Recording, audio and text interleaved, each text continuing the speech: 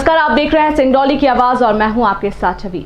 सिंगरौली जिला अस्पताल trauma centre में डॉक्टरों के दबाव के बाद तहसीलदार जितेंद्र वर्मा ने सिंगरौली की आवाज के editor in chief Atul Dubey के साथ अभद्रता की।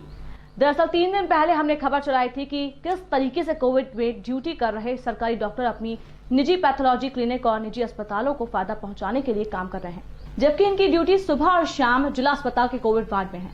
सुबह से लेकर शाम तक डॉक्टर अपने निजी क्लिनिक और अस्पताल की तरफ ध्यान देते हैं और अस्पताल का कुछ स्टाफ इन डॉक्टरों का साथ देते हैं, जिसके कारण भर्ती मरीजों को समय पर डॉक्टर और स्टाफ उपलब्ध नहीं हो पाते, जिसके कारण लापरवाही से मरीजों की मौत हो जाती है। इन्हीं मामलों को लेकर जब हमने मरीज के परिजन का कवरेज किया, तब तहसीलदार जितेंद्र वर्मा आग बबूला होकर मरीज के परिजन को धमकाने लगे और फर्जी मुकदमे दर्ज करने की बात कहने लगे। डरा धमकाकर चुप कराने वाले तहसीलदार जितेंद्र वर्मा का जब कलेजा भर्ती मरीजों के परिजन को धमकाने में शांत नहीं हुआ, तब कल पत्रकार पर ही दर्जनों लोगों के सामने टूट पड़े और कहने लगे, यहाँ अस्पताल के अंदर मेरे रहते हुए नहीं आओगे। जब हम कल कवरेज करने पहुंचे, तब एक गार्ड के माध्यम से बताया गया कि तहसीलदार ने आपको अंदर आने से रोका है। इसी बात को लेकर जब उनसे बात की गई तो तहसीलदार आग बबूला हो गए और बताने लगे, मैं मिलिट्री का आदमी हूँ, मेरे रहते अंदर नहीं घुस सकते। ठीक इसी तरह 2-3 दिन पहले भी इन्होंने भर्ती मरीज के परिजनों को जमकर धमकाया और उन्हें शांत कराने के लिए उनके साथ अभद्रता की गई। भर्ती मरीजों के परिजनों ने ये बात बताई कि अगर आप आवाज बाहर लाओगे, मुकदमा कर देंगे। धमकाकर उनकी आवाज रोकी जा रही है। इसी वजह से मरीजों की मदद नहीं कर पाने को लेकर पत्रकार अतुल दुबे बहुत भावुक हो गए थे और अपनी पीड़ा सोशल मीडिया के माध्यम से फेसबुक पर व्यक्त की थी, जिसके बाद आज जिले के कई पत्रकारों के साथ कोविड प्रभारी मंत्री रामखेलावन पटेल को ज्ञापन सौंपा गया। मंत्री ने आश्वासन दिया है कि जांच करके उचित कार्रवाई करेंगे। अब देखना यह होगा कि मंत्री के आश्वासन के बाद क्या कार्रवाई होती है। क्या डॉक्टर की कोविड में ड्यूटी लगाकर और निजी क्लिनिक में एक साथ व्यापार कर मरीजों की जिंदगी के साथ खिलवाड़ करते रहेंगे, या फिर जिनका क्लिनिक या लैब अस्पताल नहीं है, उन डॉक्टरों को स्वतंत्र रूप से कोविड में जिम्मेदारी दी जाएगी, जिससे मरीजों को सही से इलाज हो सकेगा और उनके ऊपर पड़ रहे भारी बोझ भी कम हो जाएंगे। मैंने यहाँ मरीज भर्ती कराया है, जहाँ बाहर में चेकअप 1500 रुपया हो रहा है, यहाँ 2900 रुपये लिया जा रहा है कोविड चेकअप का। 3600 रुपये मांगते हैं अभी। 3600 रुपये। आइए इधर आइए, आप भी आइए। 3600 रुपये मांगते हैं। 2900 रुपये मांगे हैं। 2900 रुपये मांगे हैं, जो कि दिया भी और रिपोर्ट भी मिला उसका। ये कौन चेक करने के लिए? बाहर से आते हैं चेक करवाने, डॉक्टर बोलते हैं तो चेक होता है। लिख के देते हैं। सरकारी पर्ची में लिखते हैं? हाँ। कहाँ है पर्ची, दिखाइए। ये मेरे पास दवाइयाँ की पर्ची है, ये जो बाहर से रोज मैं दवाई लाता हूँ खरीद के। चेकअप के लिए कितना पैसा देते हैं आप? 2900 रुपये भी उस दिन दिया हूँ। ये पर्ची है जिला चिकित्सालय की। देखिए, जिला चिकित्सालय के पर्ची में ये टेस्ट का है। हाँ, दवाई का जिला चिकित्सालय की पर्ची से ये बाहर से दवाई लाई जा रही है। और भी है। और आप बताइए कितने का टेस्ट कराएं भाई? क्या नाम है आपका? ये देखिए, ये दूसरी पर्ची। हाँ, ये देखिए, ये प्रमाण है कि मरीज के परिजन को फिलहाल बाहर किया गया, लेकिन जो सुबह से रात तक कारोबार करने बैठा हुआ है, उसको बाहर करने के लिए जिला प्रशासन मजबूर नहीं कर रहा है उन लोगों को, जबकि मरीजों के साथ जबरदस्त खिलवाड़ किया जा रहा है। ये पर्ची है, देखिए नंबर है पीछे।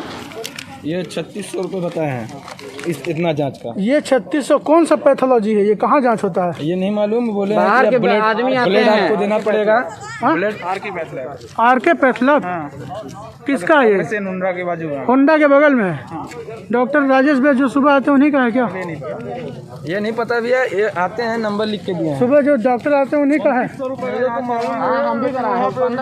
2900 रुपये का है। अरे वो जांच 1500 रुपये में बाहर हो रहा है, मैंने पता किया है। बाहर 1500 रुपये में कहीं भी जाइए। हीरावती में जाएंगे 2200 रुपये मांगते हैं। आप जरा सोचिए, इस अस्पताल के डॉक्टर की ड्यूटी, जिस अस्पताल की सुबह जानबूझ के डॉक्टर उमेश सिंह लगाए हुए हैं ताकि मरीज का सैंपल लेते बन जाए, यहाँ से मरीज का इलाज ना हो। यहाँ की नर्स बोलती हैं कि आप अपना मरीज देखिए, दूसरे का मत देखिए, अपना देखिए, दूर रहो। हाँ। उसका मेरे पास वीडियो रिकॉर्डिंग है। नर्स साहब बोलती हैं कि आप अपना मरीज देखिए, दूसरे का मत देखिए। अपना देखे, दूसरे का ना देखे। दूसरे का ना देखिए। ऑक्सीजन सिलेंडर के लिए क्या दिक्कत है? ऑक्सीजन सिलेंडर यहाँ पे क्या होता है ना कि मिलता तो है बहुत देर बाद, ऊपर से थर्ड फ्लोर पे से कोई अटेंडर नीचे आता है, नीचे से ऊपर जाने में आधे घंटे से कम से कम लगते होंगे, और 1 घंटे ये लोग यहाँ खड़ा कर देते हैं, बोलते हैं आ रहे सिलेंडर, आ रहा सिलेंडर।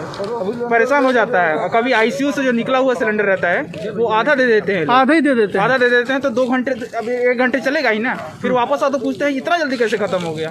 एक सिलेंडर कम से कम 12 घंटे चलता है, लेकिन नहीं चल पा रहा। आप बताइए। बोलते हैं कि मतलब हम इमरजेंसी है, मतलब थोड़ा सा ही बचा है, बोलते हैं कि ले जाना है तो ले जाओ, नहीं तो मेरे पास स्टाफ नहीं है, बोलते हैं वो लोग कि वो लोग स्टाफ को भी जाते हैं बोलने तो वो लोग पैसा मांगते हैं 100 रुपये 50 रुपये पैसा मांगते हैं। हाँ सर, और सर अंदर क्या पैसा है, जाते देते नहीं।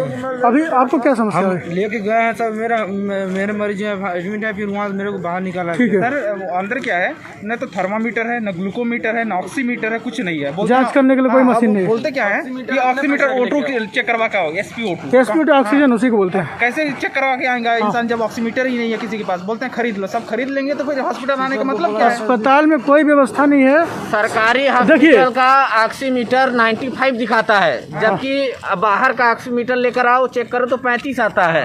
अब मरीज छटपिटा रहा है, नर्स को कोई मतलब नहीं है, सॉरी है। और नर्स इस समय शासन के निर्देश है जी, जहाँ कोविड मरीज भर्ती है वहाँ किट में ही जाना जी, है ना। बगैर किट को किसी जाने की अनुमति नहीं है। और किट में भी हमारा प्रयास ये है, सरकार का प्रयास ये है कि डॉक्टर यही आपसे